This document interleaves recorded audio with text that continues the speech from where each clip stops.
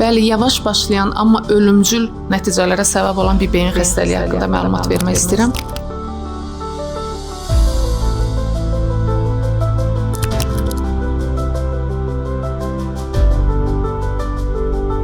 Bu da bir infeksiyon xəstəlikdir. İllərlə səssiz olaraq gedə bilir. Daha sonra isə özünü artıq fəsadlarla göstərə bilir. Bu vərəm meningitidir və vərəm xəstəliyi yalnız ağciyərləri deyil, beyni də tuta bilir. Vərəm meningitinin əsas əlamətləri uzun müddətli, aylarla davam edən baş ağrısı və temperatur yüksəlmələridir. Bu zaman vərəm xəstəliyi araşdırılmalıdır və burada diqqət edilməsi gərəkən nədir? Əgər uzun müddətli baş ağrısı, bərabərində temperatur varsa, vərəm meningitindən şübhələnilməlidir.